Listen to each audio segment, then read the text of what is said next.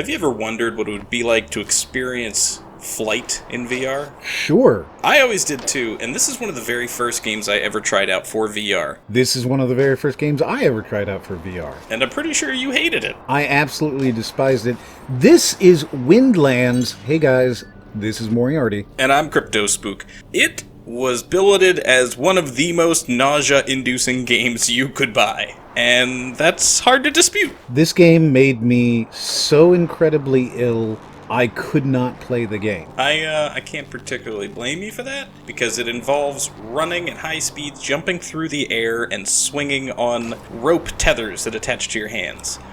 They have made some changes to it, though. The thing is that the roping was never the problem. When you're swinging through stuff like Spider-Man, this game is super cool.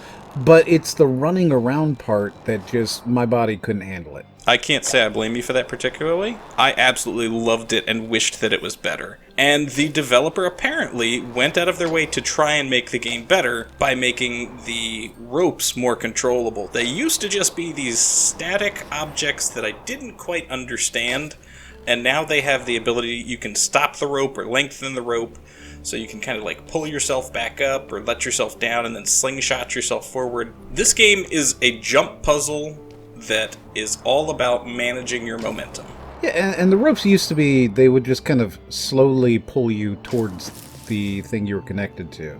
So you would rope onto a tree and you had to figure out your momentum well enough because it would just slowly pull you towards the top.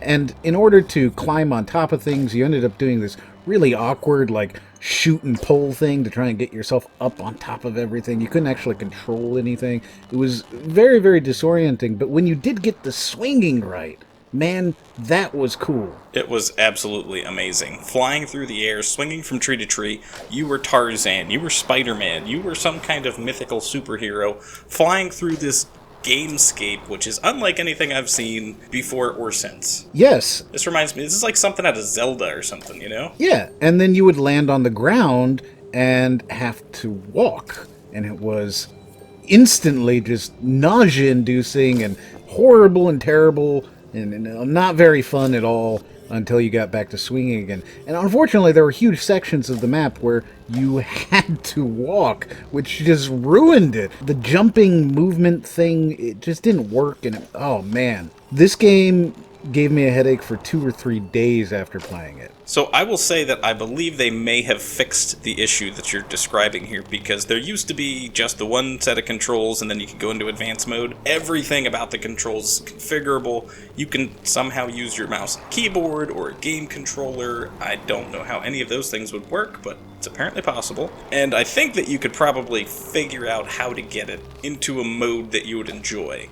I was not having a lot of fun working the controllers in this because for some reason it seemed like the changes didn't save when I tried to change them. So this game came out quite a long time ago. It did, and we never reviewed it. No, we didn't. My general unhappiness was a good reason why we never reviewed it. Playing the game was miserable for me. This game came out April 5th, 2016, so this is definitely one of the first VR titles you could buy after release of Vive. Yeah, it was one of the highly recommended ones. Oh, you've got to try out Windlands. Oh, you need to play Windlands. Oh, I love Windlands. And then I played it and went, I don't get why everybody loves this stupid nausea game. Now, to be fair, I liked the game. I've always kind of had an iron stomach in VR. Moriarty, not so much.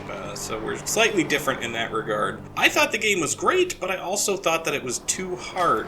I thought it was way too hard to try and beat some of these puzzles with the walking systems they had in the game. Yeah, some of the puzzles were very, very difficult, and it really was because you had to walk through things to get there. You couldn't just swing there. And it's weird that I actually liked the game because I don't like jump puzzles. Like, I'm not a platformer, I am not a jump puzzle kind of guy, I'm garbage at that type of game. So the fact that I liked it was very strange. And this is a platformer in VR. Absolutely. I guess it is, yeah. It's an interesting title, and with movement changes, it's one of those titles that you're either going to love or hate pretty immediately. Yeah, I don't think there's any middle ground here. If this game does not... this is certainly not a beginner's game, I will say that. And the fact that it came out at the very beginning of VR is a little bit disappointing, because this probably drove quite a few people away from VR going, oh god, what was that? To be fair, it's such a polarizing title for me that when Crypto said, hey, we should review Windlands, because we never actually did, which was surprising to me in the first place, I actually was like, you know what? I don't think we should review that one because it was a bad game. And I don't think it actually is a bad game. I just think that because of how it made me feel and react, I didn't like anything about it. That makes sense. It's understandable. This is definitely, as you said, a polarizing game. You either love it or you hate it. This game has a lot of very interesting input mechanisms. There's look-based movement. There's a full D-pad WASD movement style. There's basically something for everyone here.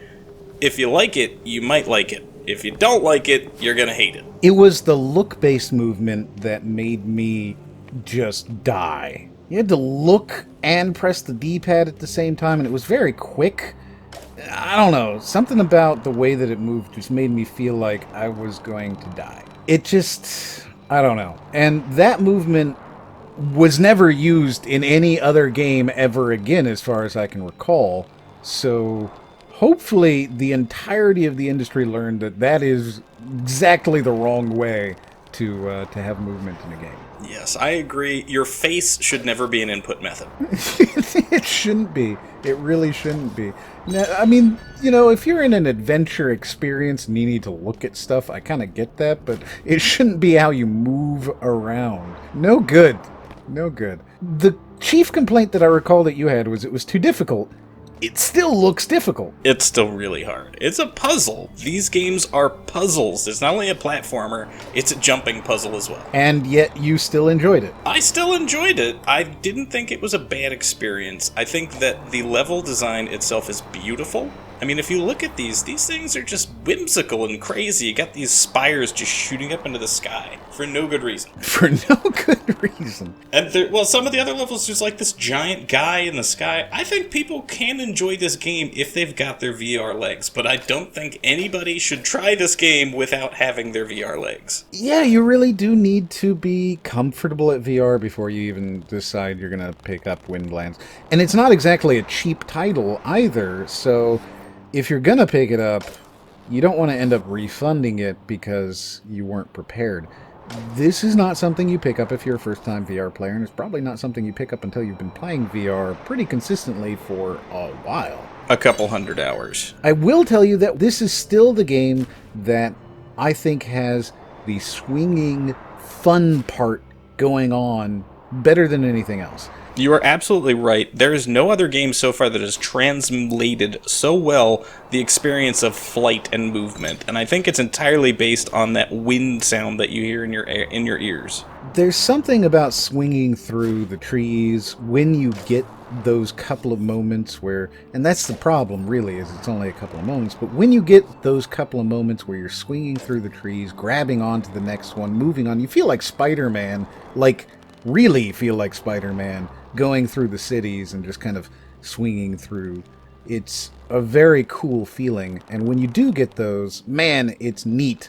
But they're so far and few between that you really can't get into this game to experience that. You have to be looking at everything else and ready for everything else, and think of that swinging as a bonus perk. And you also need to be, the entire time, having some type of coherent plan going on in your head to actually get yourself from one area to the other. There are checkpoints built into the game which help you navigate the levels without having to go back to the beginning, but you will still find yourself very frustrated. And that's the thing, though. You will find that almost every area in the game starts you off looking out at the wider area so that you can kind of plan how you're going to move through everything well before you actually start moving through it. That's the moment where you look at it and go, okay, I need to get there and I need to get there, so I need to go through this way and up through there. It's absolutely a puzzle, and you have to spend some time thinking about it. It's not a carefree experience that you might expect, especially from the incredibly misleading, and I do call them misleading, the incredibly misleading trailers for this game. It's not a whimsical, fun, swinging title. That's not what this game is. If you get into this thinking it's going to be whimsical and fun like that, you're going to have a really bad time. They should have probably called it like Vertigo Inducer 2010. That would be such an accurate title. I think there's actually quite a few videos of people playing this game and falling over within their play space, so, bonus video, go ahead and check that out. So there you go, guys. That's Windlands, the most polarizing title in VR so far. It costs $20, and I think at $20 it's a bit of a sell. I couldn't pay $20 for this game in good conscience. When it came out, the $20 was not that big of a deal, because most VR games at that point cost $20, even for very insignificant and short experiences. If you like it, like it. If you don't like it, don't like it. But if you did like it, go ahead and watch another one up there in the corner, and as always, we'll see you on the next one.